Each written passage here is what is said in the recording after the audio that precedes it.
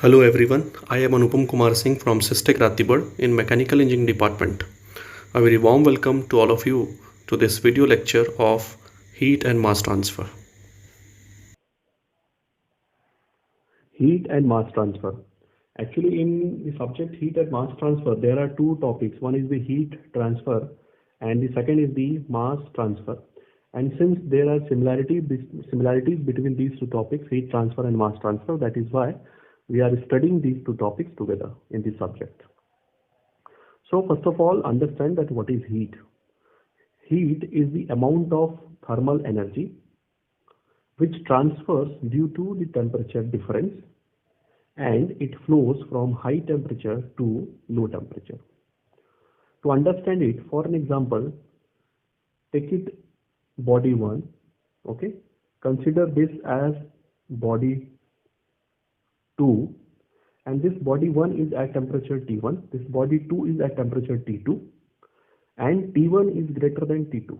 Fine, this is the condition. Means temperature of body 1 is high and temperature of body 2 is low, and heat transfer process is taking place between these two bodies.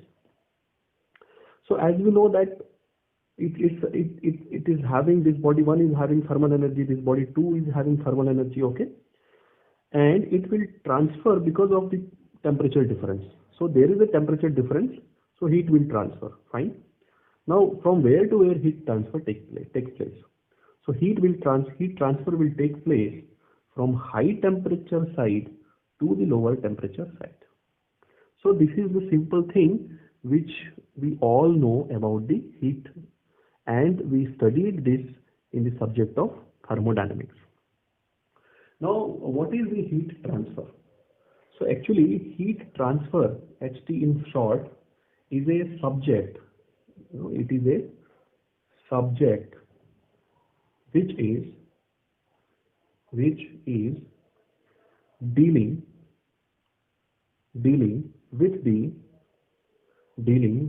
the rate at which heat flow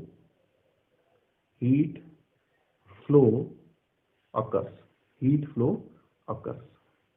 So yeah, here you can see a term, that is the rate, and this is a very important term which makes heat transfer different than thermodynamics. Okay, so what is the meaning of rate? So let us understand first that rate means the thermal energy will be considered with respect to the time. Fine. So इसको समझने से पहले हम ये समझते हैं कि heat transfer हमको पढ़ने की जरूरत ही क्यों है, या क्या लिमिटेशन है हीट ट्रांसफर थर्मोडायनेमिक्स की, जिसके कारण हमको हीट ट्रांसफर पढ़ना पड़ रहा है. तो सबसे पहले हम अगर हीट थर्मोडायनेमिक्स की अगर हम बात करें, तो मान के चलिए कि थर्मोडायनेमिक्स में कोई एक सिस्टम है. For example this is a cylinder piston arrangement. Okay, और अगर मैं इसको इसकी प्रॉपर्टी लाइन पे दिखा सकूं, एक एक्सिस हो गया आपका y, ये हो गया x, कोई प्रॉपर्टी सपोज कि यहाँ 1 है, और ये कुछ समय के बाद जो है, ऑब्वियस सी बात है, इसमें प्रोसेस होगा तो ये स्टेट फॉर एग्जांपल 2 पे पहुंचता है, और ऐसा करने में जो है इसमें कुछ ना कुछ हीट जो है वो लिबरेट होती है, Q amount of heat liberate होती है. ठीक है, तो इस थर्मोडायनेमिक्स सब्जेक्ट से हम इस क्यू का जो अमाउंट है, कितना अमाउंट ऑफ हीट ट्रांसफर हो रहा है, दैट वी कैन डिटरमाइन. लेकिन अगर मुझसे कोई ये पूछेगा इस हीट मीन्स इस एग्जीक्यूशन से पहले कि इसमें कितना समय लगा, ओके, तो वो हमारे लिए थोड़ा सा पॉसिबल नहीं होगा. तो थर्मोडायनेमिक्स जो है हमको सिर्फ और सिर्फ बताता है कि अमाउंट ऑफ हीट ट्रांसफर, कितना अमाउंट ऑफ हीट ट्रांसफर हुआ. लेकिन हीट ट्रांसफर सब्जेक्ट जो है वो हमको बताता है कि किस रेट से हीट ट्रांसफर हो रहा है. इसको समझने के लिए आप एक एग्जांपल लीजिए. मान के चलिए कि आपके पास एक कोई आर्बिट्ररी शेप का एक बॉडी है, ओके, और इसका टेम्परेचर T है, और ये बहुत हाई टेम्परेचर पे है. मैं एक एग्जांपल लेता हूँ कि इसका टेम्परेचर है सपोज कि 1000 डिग्री सेल्सियस. इसको मैंने क्या किया, फर्नेस से निकाल के, और इस 1000 डिग्री सेल्सियस के बॉडी को मैंने एक सपोज इन्वायरमेंट में रखा. ठीक है, एयर हो सकता है इन्वायरमेंट में, वाटर हो सकता है, कुछ भी हो सकता है, और इसका temperature for an example 40 degree Celsius है. अब कोई मुझसे ये पूछे कि क्या ये बॉडी जो है 1000 डिग्री सेल्सियस पे will it reach to 40 degree Celsius? Yes, it will reach to 40 degree Celsius after certain time, क्योंकि हमको ये पता है कि any body, any system tries to make equilibrium with the surrounding. तो ये पहुंचेगा, एक समय के बाद 40 डिग्री पे पहुंच जाएगा। तो अब क्वेश्चन ये आता है कि फर्स्ट, कि इस 1000 डिग्री सेल्सियस से 40 डिग्री सेल्सियस तक पहुंचने में जो हीट ट्रांसफर हो रहा है, दैट मीन्स अमाउंट की बात कर रहे हैं, means that amount of heat transfer can be determine with the help of the thermodynamics. तो I will say yes, we can determine with the help of the thermodynamics that amount we can determine which will be the thermal energy which will be in the joule. लेकिन अगर कोई मुझसे ये पूछे कि इस 1000 degree Celsius temperature से 40 degree Celsius temperature तक पहुंचने में what time it will take, so इसका आंसर जो है थर्मोडायनेमिक्स से हम नहीं दे सकते। And for that we need a subject which deals with the rate of heat transfer, okay, and that is the heat transfer. इसका मतलब ये हो गया कि अगर मैं अमाउंट की सिर्फ बात कर रहा हूं तो मैं थर्मोडायनेमिक्स की मदद से निकाल सकता हूं, लेकिन अगर मुझे टाइम का कुछ पता करना है तो फिर मैं ये नहीं निकाल सकता। Means what time a body will take to cool for at a certain temperature, what time a body will take to reach at certain temperature, that we cannot determine in the thermodynamics, that we can only determine in the heat transfer process। Fine, तो ये हमने समझ लिया कि heat transfer में हम किसकी बात कर रहे होंगे, रेट ऑफ हीट ट्रांसफर की बात कर रहे होंगे। तो आप एक चीज सोचिए, अगर अमाउंट की अगर हम बात करें तो उसका थर्मल एनर्जी का यूनिट क्या होगा, जूल। तो क्योंकि हम यहाँ रेट मतलब टाइम के रेस्पेक्ट में बात कर रहे हैं, तो thermal energy with respect to time क्या हो जाएगा, जूल पर सेकेंड, और इसी को मैं क्या लिख सकता हूँ, वॉट। ओके, तो इसीलिए आप देखेंगे कि हीट ट्रांसफर सब्जेक्ट में जो हमारा क्यू है, इसको हम डिनोट क्यू से ही करेंगे। तो जो हमारा क्यू है that is not the amount of heat transfer, that is the rate of heat transfer, and the unit of that Q is the what. तो जो थर्मोडायनेमिक्स में हम क्यू पढ़ते थे, जो पढ़ते थे हीट ट्रांसफर, उसका यूनिट जूल होता था, लेकिन यहाँ पर जो होगा उसका यूनिट क्या होगा, वॉट में होगा। एक चीज और हमको डिफरेंस समझने की जरूरत है कि जब हम थर्मोडायनेमिक्स की बात करते थे तो हम इक्विलिब्रियम पॉइंट्स की बात करते थे। मीन्स अगर कोई सिस्टम जो है प्रोसेस एग्जीक्यूट कर रहा है, मीन्स एक स्टेट 1 से स्टेट 2 की तरफ जा रहा है, suppose if this is state, consider it, if this is state 1, this is state 2, and it is trying to make a process, इस तरह से सपोज कुछ प्रोसेस होता है ऐसा, ठीक है, 1 से 2। तो इस कंडीशन में इसके जितने भी इंटरमीडिएट पॉइंट्स होंगे, इसके बीच के जितने भी इंटरमीडिएट पॉइंट्स होंगे, ये हो गए, जितने भी इंटरमीडिएट पॉइंट्स होंगे, that should be in the equilibrium condition, है ना, उसके बिना हम सॉल्व नहीं कर सकते। That should be the equilibrium, in the equilibrium condition. इसका मतलब ये है कि अगर मैं टेम्परेचर के रेस्पेक्ट में बात करूं तो आप समझिएगा कि फॉर एन एग्जांपल कि ये ऑब्जेक्ट है मेरा, सिलेंडर पिस्टन सिस्टम है मेरा, और ये स्टेट 1 है, और सिर्फ टेम्परेचर की बात कर रहा हूँ। स्टेट 1 पे इसका टेम्परेचर जो है for an example 50 degree Celsius, 50 degree Celsius है। अब स्टेट 2 तक पहुंचना है। स्टेट 2 पर जो है इसका टेम्परेचर जो है स्टेट 2 पे ये हो जाता है for an example 70 degree Celsius, ठीक है। तो 1 से 2 पे पहुंचने के लिए इसको बहुत सारे इंटरमीडिएट पॉइंट्स होंगे। मीन्स इसमें जो है क्योंकि टेम्परेचर जो बढ़ रहा है तो ऑब्वियसली बात है इसके शेप में चेंजेस आएंगे। तो हर एक पॉइंट पे जो होगा, इसके बीच के जितने इंटरमीडिएट पॉइंट्स हो सकते हैं, मैं चाहूँ तो infinite number of intermediate points ले सकता हूँ, उन सभी इंटरमीडिएट पॉइंट्स का अगर मैं टेम्परेचर देखूंगा तो वो हर पॉइंट पे, मतलब इस सिस्टम के हर एक पॉइंट पे वो सेम होना चाहिए। इसका मतलब ये है कि अगर मैं स्टेट 1 अभी बात कर रहा हूँ तो मीन्स मैं कहीं भी मेजर कर लूँ, इसमें हर जगह 50 डिग्री सेल्सियस है। अगर सपोज कि इसके बीच के इस पॉइंट की बात करूँ, 1 से 2 के इस पॉइंट की बात करूँ, और यहाँ पर टेम्परेचर अगर सपोज 55 डिग्री सेल्सियस है, तो हर पॉइंट पे 55 डिग्री सेल्सियस होना चाहिए। अगर मैं इस पॉइंट की बात करूँ तो हर पॉइंट पे अगर ये 60 है तो हर पॉइंट पे 60 डिग्री सेल्सियस होना चाहिए। इसका मतलब है कि each and every point between the state are in the equilibrium condition, and which is the most important condition of the thermodynamics. Without it we cannot solve the problems of thermodynamics. It is our assumption or whatever you can say. तो ये thermodynamics. लेकिन heat transfer में ऐसा नहीं है। ऐसा क्यों नहीं है?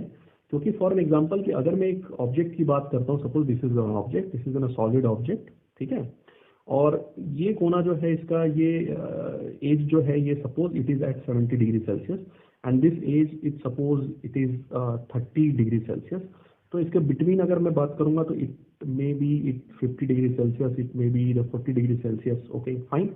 Now, can I solve it with the help of the equilibrium condition? No, I cannot solve it because this is a single body. Or if I consider it as a system, so it is a system which is having the different temperature at different section, means at different point. So the concept of equilibrium will not work in the case of heat transfer. तो हमने जो है यहाँ से हम जो है तीन चीजें हमने समझी. पहला कि जो थर्मोडायनेमिक्स है उसमें हम अमाउंट ऑफ हीट ट्रांसफर निकाल सकते हैं.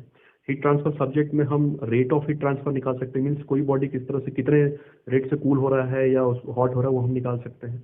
पर्टिकुलर कितने टाइम पे वो कितने टेम्परेचर पहुंचेगा वो हम निकाल सकते हैं. दूसरा था कि जो थर्मोडायनेमिक्स है वो इक्विलिब्रियम पॉइंट्स पे डील करता है, लेकिन हीट ट्रांसफर इक्विलिब्रियम पॉइंट्स पे डील नहीं करता. और जो हीट थर्मोडायनेमिक्स है उसमें क्योंकि क्वांटिटी निकालते हैं इसलिए उसका यूनिट जो होता है थर्मल एनर्जी का वो जूल होता है. और हीट ट्रांसफर में टाइम के रेस्पेक्ट में बात करते हैं इसलिए इसका यूनिट जो है जूल पर सेकंड या फिर वॉट होता है. चौथा जो डिफरेंस है वो ये है कि थर्मोडायनेमिक्स में हीट किस तरह से फ्लो हो रहा था, उसके पीछे का क्या मैकेनिज्म है, that we can not define. So the mode or the mechanism of heat transfer in the thermodynamics was not defined. In the heat transfer, we will define that how a heat transfer actually taking place. Means what is the mode and what is the mechanism behind it. So that we are going to see in the heat transfer. So we can see here, I am repeating these things because it is very important. So what are the differences between the heat transfer and thermodynamics? So in thermodynamics, amount of thermal energy or heat we determine. In heat transfer, we determine the rate of thermal energy. In thermodynamics, we deals with the equilibrium points. In heat transfer, we do not need to define the equilibrium conditions. In thermodynamics, we do not define, mode of heat transfer. But in heat transfer, we define the mode of heat transfer, means the mechanism of heat transfer, means how heat transfer is taking place in different kind of bodies and substance. In thermodynamics, the unit of the thermal energy or the heat is joule, or here the unit is the joule per second. And both will be denoted in both even in the thermodynamics it was denoted by Q, and in the heat transfer it will be denoted by the Q. Okay, now we will see the mass transfer in brief. What is the mass transfer? Mass transfer means transportation of mass from one place to another place or one region to another region due to the concentration difference, and it flows from high concentration to lower concentration. So you can see the similarities of mass transfer, with the heat transfer. Like it is a transportation of mass. So in heat transfer, that was a transportation of heat energy or thermal energy.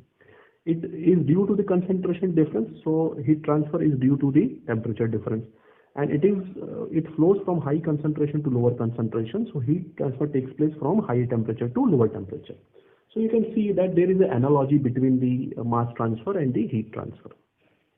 Now, to understand it, just take an example. Suppose there is a room, okay, and in this room there is a atmospheric air. In this room there is a small atmospheric air, normal air. So in normal air we know that there will be oxygen, nitrogen and argon, means these gases in a certain composition, and we bring a nitrogen cylinder, suppose. So this is a nitrogen cylinder, okay, in which the nitrogen is compressed, now what we do, that we just open the valve of this cylinder, nitrogen cylinder. Now what will happen? As we know that in the air, means before introducing this cylinder, actually before happening any process, in this air there was nitrogen, oxygen, okay, and nitrogen was in certain percentage, in certain concentration. And when we introduce this nitrogen cylinder, so we know that the concentration or the density of the molecules in this cylinder, density of the molecules of nitrogen in this cylinder is comparatively higher than the density of the nitrogen in the atmospheric air. And from very basic sense, we can say that when I will open this valve, so this nitrogen gas will rush to flow in this room. And why it is happening? Because the concentration of this cylinder, it is higher, and the concentration of this air, means nitrogen concentration of this air is low. So we can understand that the air, means the mass, is transferring from higher concentration to lower concentration, and there will be a certain, after certain time, the concentration of the cylinder and the atmospheric air, means the room air which is in the room, so the nitrogen level, the concentration of nitrogen will be same, and after that there will be no mass transfer. It means कि कोई भी mass transfer जब होता है तो वो भी equilibrium में आने की कोशिश करता है। मीन्स अगर कंसंट्रेशन बराबर हो गए, जैसे टेम्परेचर बराबर हो गए तो हीट ट्रांसफर नहीं होगा, इसलिए अगर इसमें कंसंट्रेशन बराबर हो गए तो आपका मास ट्रांसफर नहीं होगा।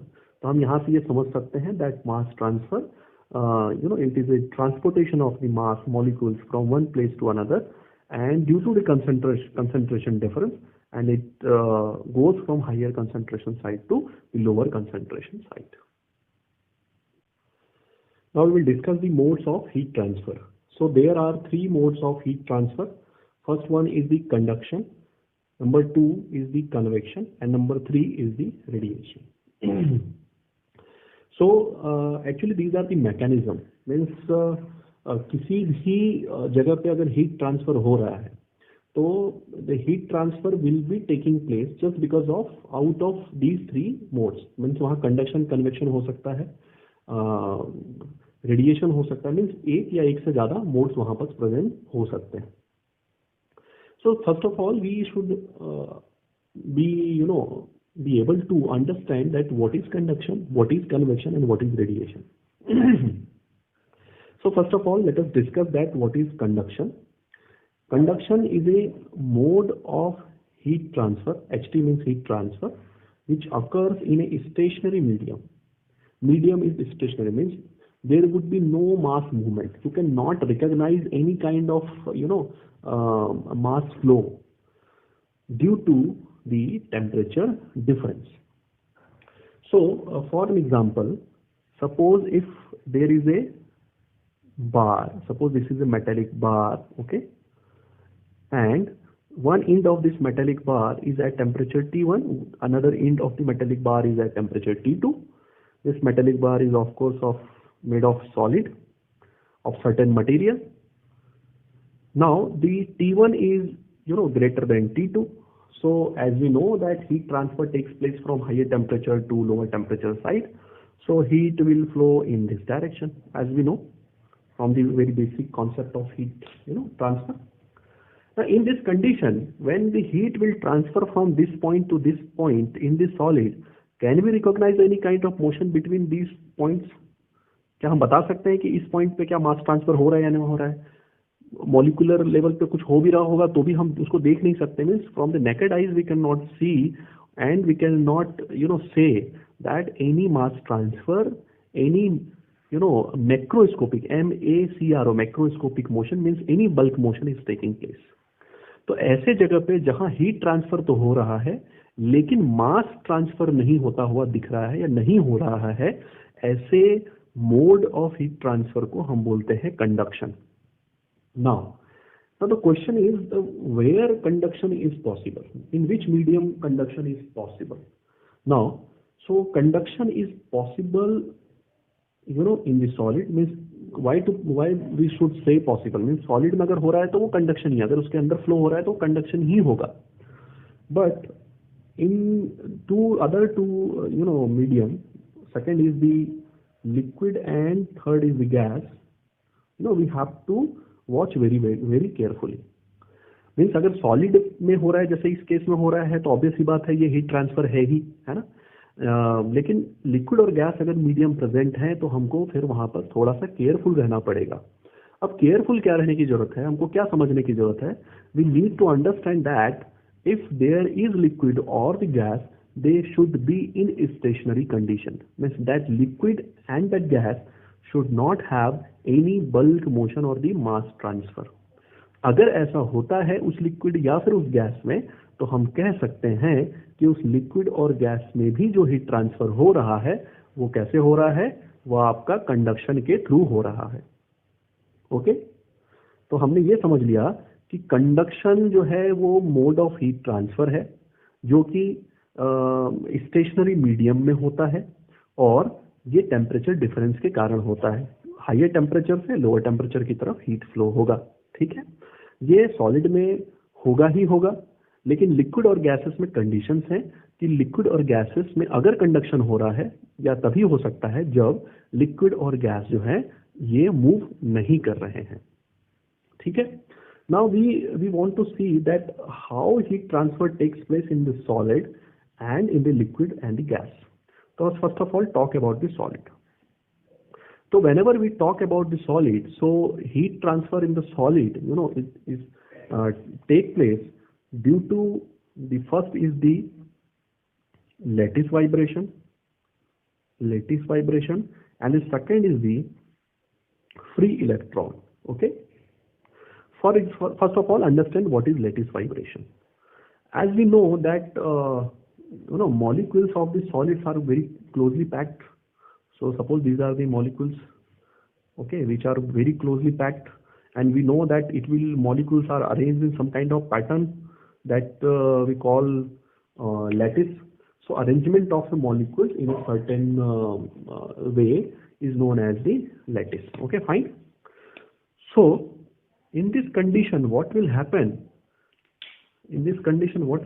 Suppose this is the arrangement of molecules and this is a lattice. Okay, so this is a lattice. In the same way it is arranged. I am taking the random molecules. So suppose these are the lattice. This is one lattice, this is second, this is the neighboring lattice. What will happen?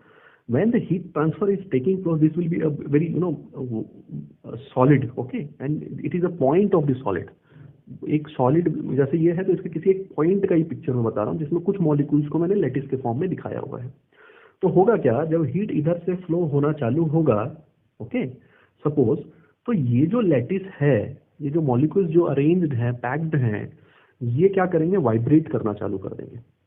When a lattice gets thermal energy, it starts vibrating, और जैसे ही ये vibrate करेंगे तो इसके vibration से जो दूसरे एडजेसेंट लेटिस हैं वो भी वाइब्रेशंस लेंगे, मींस थर्मल एनर्जी को एक्सेप्ट करेंगे। तो ये क्या कर रहा है, अपनी थर्मल एनर्जी के कारण जो इसमें वाइब्रेशन है वो वाइब्रेशन जो है in the form of thermal energy जो है इसको क्या कर रहा है, ट्रांसफर कर रहा है अपने नेबरिंग को। अब ये चीज हमको ध्यान देना है कि जिसका टेम्परेचर ज्यादा होता है उसमें वाइब्रेशन ज्यादा होता है, मीन्स इसमें वाइब्रेशन बहुत ज्यादा हो रहा होगा, इसमें वाइब्रेशन कम हो रहा होगा, इसके बाद वाले में और कम हो रहा होगा। तो उसी तरह से हम कह सकते हैं जिसमें वाइब्रेशन है उसमें टेम्परेचर भी ज्यादा है, इसका टेम्परेचर थोड़ा कम होगा, इसका और कम होगा, इसी तरह से डिक्रीज होता चला जाएगा।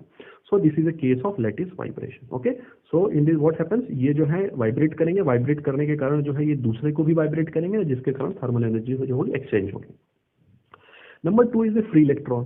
So as in electrical, we know that how electricity flows in the wire. In the same way, due to the free electron, the heat flow occurs in the solid, है ना। अगर मतलब सॉलिड है तो उसमें अगर फ्री इलेक्ट्रॉन्स हैं तो उस कंडीशंस में जो है हीट फ्लो सॉलिड उस फ्री इलेक्ट्रॉन्स के कारण हो सकती है।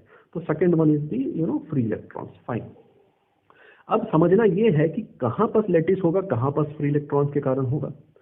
तो अगर हम बात कर रहे हैं मेटल की, ठीक है, तो मेटल की बात करेंगे तो हमको पता है कि भाई कोई भी सॉलिड है लेटिस तो होगा ही होगा, प्लस क्योंकि मेटल है तो इसमें फ्री इलेक्ट्रॉन्स भी होंगे।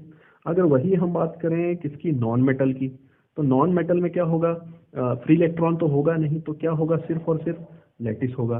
तो हम यहाँ से कह सकते हैं कि when we are discussing about the metal, particularly metal in a solid, and if the conduction is process, if heat transfer process is taking place in the form of conduction mode, then these two will be responsible for the heat transfer, means lattice vibration and the free electron.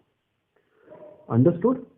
So when we are talking about the metal, so heat transfer will be done by the lattice as well as the free electron, but in the metal heat transfer, which takes place due to the lattice is very low as in compared to the free electron. मतलब lettuce के कारण जो heat transfer होता है वो comparatively कम होता है, किसके कंपैरिजन में? फ्री इलेक्ट्रॉन के कंपैरिजन में। तो हम कई बार उसको नेग्लेक्ट कर देते हैं लेटिस के कारण जो हो रहा है, और हम कहते हैं कि मेटल में फ्री इलेक्ट्रॉन के कारण हो रहा है, लेकिन होता दोनों के कारण ही है। नॉन मेटल में सिर्फ और सिर्फ किसके कारण होगा? लेटिस के कारण ही होगा। ठीक है, सो this is about the solid. तो सॉलिड में दो तरीके से हो सकता है, या तो लेटिस वाइब्रेशन या तो फ्री इलेक्ट्रॉन। मेटल है तो लेटिस और फ्री इलेक्ट्रॉन दोनों होगा। नॉर्मली ये 30-70 का रेशियो होता है, और अगर ये नॉन मेटल है तो लेटिस में लेटिस के कारण ही होगा। Now if we are talking about the fluid, if we are talking about the fluid means gas and liquid. So we know that the molecules are comparatively at larger distance, okay, in comparison to the solid. So what will happen? These molecules having the enough space, okay, due to which it can collide with each other. तो ये क्या कर सकते हैं? आपस में collide कर सकते हैं। अब होता क्या है कि कोई भी मॉलिक्यूल जब इसको थर्मल एनर्जी मिलती है तो ये क्या करता है? अपने पोजीशन से इसको मोमेंटम गेन होता है, ओके। और ये मोमेंटम गेन होने के कारण क्या होता है? ये ट्रेवल करता है, और ट्रेवल करने के बाद ये दूसरे किसी मॉलिक्यूल के साथ क्या करता है? कोलिजन करता है, ठीक है। फिर दूसरा मॉलिक्यूल कोलिजन के कारण उसको एनर्जी मिलेगी और वो फिर आगे कोलिजन करेगा। इस तरह से ये ट्रांसफर होता है। Now one thing we should understand that कि अगर ये जो कोलिजन हो रहा है ये इतना स्मॉल है कि इसके जो मॉलिक्यूल्स हैं वो कोलिजन के बाद वापस अपनी जगह पे आ पा रहे हैं, या बहुत ज़्यादा रैंडम कोलिजन के बाद रेंडमाइज नहीं हो रहे हैं मॉलिक्यूल्स, एक जगह से दूसरी जगह तक नहीं जा रहे हैं, तो हम कह सकते हैं कि ये जो है ये मतलब ये स्टेशनरी होंगे। आप समझ पा रहे हैं? इसका मतलब ये है कि अगर मॉलिक्यूल्स में कोलिजन हो रहा है लेकिन वापस वो अपनी जगह पे आ जा रहे हैं, कोलिजन इतना कम है कह सकते हैं, वापस अपनी जगह पे आ जा रहे हैं, या डिस्टेंस बहुत कम है वापस अपनी जगह पे आ जा रहे हैं, तो उस कंडीशन में मान सकते हैं कि कोई फ्लो ही नहीं, क्योंकि मॉलिक्यूल वापस अपनी ही जगह पे है, लगभग अपनी जगह पे। Okay, so we can consider that the fluid is in stationary condition, and in that condition the mechanism of heat transfer will be conduction. लेकिन अगर ये कोलिजन बहुत बड़ा है, मीन्स मॉलिक्यूल रैंडमली किधर भी जा सकते हैं, है ना, कोई मॉलिक्यूल किधर भी डिफ्यूज हो जा रहा है, उस कंडीशन में हम कहेंगे कि स्टेशनरी नहीं है, तो फिर यहाँ कंडक्शन नहीं हो सकता, कुछ और होगा। तो हम क्या कह सकते हैं कि जो फ्लूइड में हीट ट्रांसफर होता है वो किसके कारण होता है? Due to collision of molecules, due to the collision of molecules. Okay, so some freedom of moving around, they move over a short distance in a random fashion. Convection, the second mode is convection. So convection is it is a mode of heat transfer. HT means heat transfer, which occurs between a solid surface and surrounding fluid due to the temperature difference associated with the macroscopic bulk displacement of fluid over the solid surface. तो आप इसमें क्या क्या समझ पा रहे हैं कि ये एक जो है मोड ऑफ हीट ट्रांसफर है, जिसमें एक सॉलिड सरफेस की बात हो रही है और एक सराउंडिंग फ्लूइड की बात हो रही है, टेम्परेचर डिफरेंस की बात हो रही है, और माइक्रोस्कोपिक बल्क डिस्प्लेसमेंट या बोल सकते हैं कि मास मूवमेंट की बात हो रही है। नॉर्मली कन्वेक्शन को हम कई बार ऐसा भी लिखते हैं कि कंडक्शन प्लस मास मूवमेंट या macroscopic movement, microscopic motion, it is equivalent to convection. Fine. So to understand it, first of all let us understand with an example that what is convection. Suppose there is a plate, okay. So there is a plate, like suppose if this is a plate, fine. So you can only see the edge of this plate, fine. And over this plate, the fluid, okay, is moving. For example, the fluid is flowing like this over this plate, fine. Now what will happen? Suppose the temperature of this plate is T1 and the temperature of this fluid is T2. And T1 is greater than T2. It might be opposite to it. So if T1 is greater than T2, so we can say that heat will flow from high temperature to low temperature side, means heat will flow in this way. high temperature to low temperature means from the plate to the fluid. Okay, so this is the case where now here heat transfer is taking place.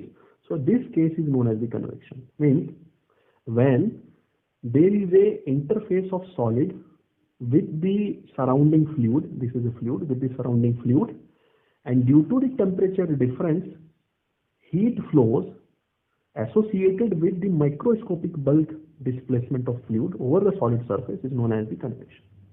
तो हम कह सकते हैं कि किसी भी solid surface पर अगर कोई फ्लूइड फ्लो कर रहा है और सॉलिड और उस लिक्विड के बीच में अगर हीट ट्रांसफर हो रहा है, तो हम कह सकते हैं कि ये कौन सा मोड है, ये कन्वेक्शन है। करेक्ट है। तो एक चीज इसमें याद रखिएगा, बहुत इंपॉर्टेंट है कि कन्वेक्शन में जो है सॉलिड इंटरफेस होना बहुत जरूरी है। It is important to have solid interface with fluid, okay, which is flowing over it. ये समझ में आ रहा है? तो ये बहुत इंपॉर्टेंट है। तो यहाँ आपको क्या दिख रहा है, कंडक्शन और कन्वेक्शन में डिफरेंस क्या हो गया। देखिए, कंडक्शन में आपको जो मास मूवमेंट है वो नहीं दिख रहा था, आप नहीं बता पा रहे थे कि किस तरफ से फ्लो हो रहा था, ठीक है, किधर मास हो भी रहा है कि नहीं फ्लो, वो हम नहीं देख पा रहे थे, उसमें हो ही नहीं रहा है। लेकिन जब हम कन्वेक्शन की बात कर रहे हैं तो यहाँ हम फ्लो की बात कर रहे हैं, यहाँ मास मूवमेंट की बात कर रहे हैं। जैसे ये फ्लूइड इसके ऊपर फ्लो हो रहा है तो ऑब्वियस सी बात है मास चेंज हो रहा है, ओके, मास फ्लो हो रहा है, माइक्रोस्कोपिक मोशन है। तो ऐसे मोड जहां पास जो है मास मूवमेंट दिखाई दे या माइक्रोस्कोपिक मोशन दिखाई दे along with the heat transfer, उसको हम क्या बोलते हैं, कन्वेक्शन बोलते हैं। ठीक है। अब जो है कन्वेक्शन जो है वो दो तरह के होते हैं नॉर्मली। एक होता है natural convection, natural convection normally हम इसको फ्री कन्वेक्शन भी बोलते हैं, और दूसरा होता है फोर्स्ड कन्वेक्शन, फोर्स्ड कन्वेक्शन। ठीक है, पहले हम समझते हैं what is natural convection. What is natural convection? For example, इसका बहुत एक सिंपल एग्जांपल लूंगा। मान के चलिए एक अर्थ सरफेस है, ठीक है, और इस अर्थ सरफेस पे आपका ये जो है ये लिक्विड, ये सॉरी एटमॉस्फेरिक एयर है, ठीक है। ये कैसा हो गया, फ्लूइड है। अब मान लिया कि इसका टेम्परेचर T1 है, इसका टेम्परेचर T इनफाइनाइट है, और T1 is greater than T infinite. It means heat will transfer from this solid surface to this atmosphere, means earth to atmosphere, ऐसा इस तरह से हीट फ्लो होगा। समझ में आ रहा है? अब देखिए होगा क्या इसमें, जैसे ही अगर हम बात करेंगे इस सॉलिड इंटरफेस की, तो यहाँ पास टेम्परेचर सबसे ज्यादा होगा। फिर थोड़ा ऊपर आएंगे तो टेम्परेचर कम होगा, क्योंकि हीट इधर फ्लो हो रहा है, तो ऑब्वियसली बात है टेम्परेचर ग्रेडियंट भी इस साइड होगा। तो टेम्परेचर सबसे ज्यादा यहाँ पास सॉलिड अर्थ के सरफेस के पास। जैसे जैसे ऊपर चलते जाएंगे टेम्परेचर धीरे धीरे कम हो जाएगा, और ऊपर तो बहुत ही कम होगा। ठीक है। अब हमको ये पता है कि जिसका टेम्परेचर ज्यादा होता है उसकी जो डेंसिटी है, ओके, उसकी जो डेंसिटी है वो क्या होती है, कम होती है। मीन्स इसके अर्थ के सरफेस के पास वाले जो फ्लूइड है उसकी डेंसिटी जो है वो कम हो जाएगी, कंपैरेटिवली ऊपर वाले जो है उसकी डेंसिटी ज्यादा होगी।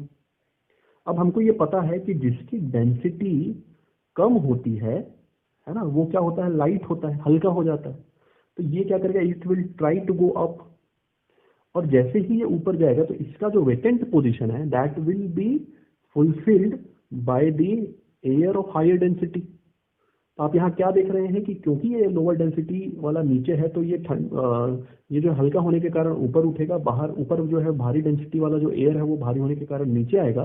तो you can see that there will be a kind of circulation. ठीक है।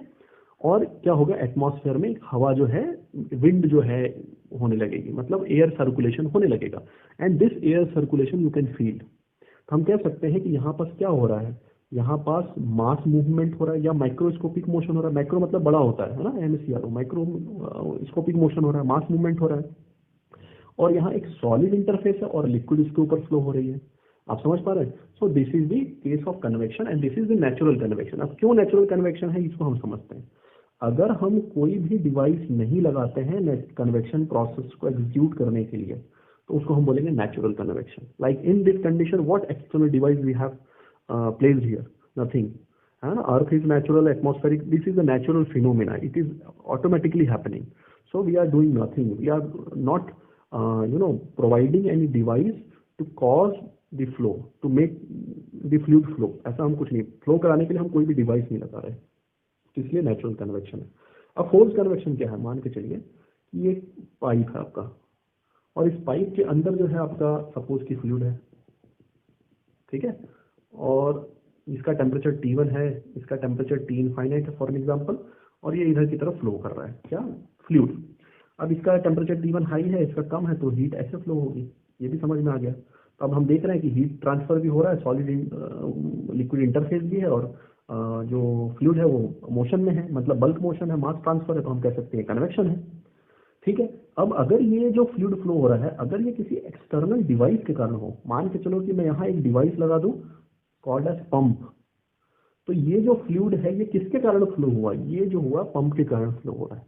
मतलब मैंने कोई आर्टिफिशियल कोई अलग से डिवाइस लगा रहा हूं, और I am trying to force this fluid to flow, I am forcing this fluid to flow, तो इसीलिए हम इसको क्या बोलेंगे, फोर्स्ड कन्वेक्शन बोलेंगे। मतलब कन्वेक्शन तो है, लेकिन कैसा है, फोर्स्ड कन्वेक्शन है।